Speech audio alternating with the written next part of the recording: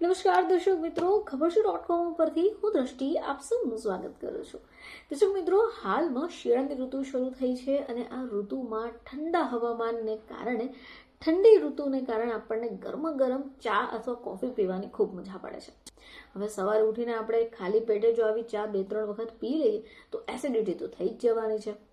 અને સાથે તમારે એ પણ જાણવું જરૂરી છે કે શિયાળાની આ ઠંડીમાં તમે જે ગરમા ગરમ ચા પી રહી છો તે તમારા સ્વાસ્થ્ય માટે હાનિકારક સાબિત થઈ શકે એમ છે. તો શિયાળામાં સવારે ખાલી પેટે જો ચા પીવામાં આવે તો સ્વાસ્થ્ય માટે જોખમકારક સાબિત થઈ જાય છે. હવે એવું શા માટે? તો શિયાળામાં તમે ખાલી પેટે જ્યારે આ ચાનું સેવન કરો છો તો એનાથી તમારા પેટમાં એસિડ વધશે અને તમને હાર્ટબર્નની સમસ્યા થઈ શકે એમ છે. તો ઘણા ઓછા લોકો એવું જાણતા હશે કે વધારે ચા પીવાથી અથવા તો ખાલી પેટે ચા પીવાથી ગેસ પણ થઈ શકે.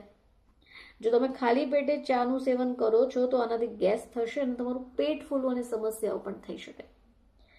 આ સિવાય આ જે આદત છે કે સવારે ઉઠીને ખાલી પેટે જ ચા પી લેવાની, એ આદતથી દિવસભર તમારા શરીરમાં સુસ્તી અને થાક તમને લાગી શકે છે. જે કેફીનની માત્રા તમે વધારી રહ્યા છો એને કારણે તમારું બીપી પણ વધી શકે, જે હૃદય ઉપર દબાણ લાવી શકે છે. હવે એ સિવાય આ જે ચા છે એનાથી આપણા હાડકાને પણ ખૂબ નુકસાન પહોંચે છે. ચામાં રહેલું જે ટેનિન નામનું દ્રવ્ય છે એ તમારા હાડકાને નબળા પાડે છે.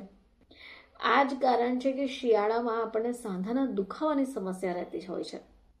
હવે એ સિવાય તણાવ. તો આજકાલ ઘણા બધા લોકોમાં આ એક સમસ્યા તમને નોટિસ થતી હશે કે સ્ટ્રેસ વધી રહ્યો છે, તણાવમાં વધારે રહી રહ્યા છે. તો તણાવનું એક મુખ્ય કારણ ચા પણ છે. શરીરમાં સ્ટ્રેસ હોર્મોન્સ વધારે છે જેનાથી તમારું મૂડ વધારે ખરાબ થાય છે. હવે ઘણા બધા લોકો સવારે ઉઠીને ચા અને બિસ્કિટ અથવા ચા અને ટોસ્ટ ખાવાનું શરૂ કરે છે તો એ આદત તમારા શરીરને નુકસાન પહોંચાડી શકે એમ છે. સવારની આવી ખોટી આદત તમારી રાત્રિની ઊંઘ ઉપર પણ વિપરીત અસર કરે છે.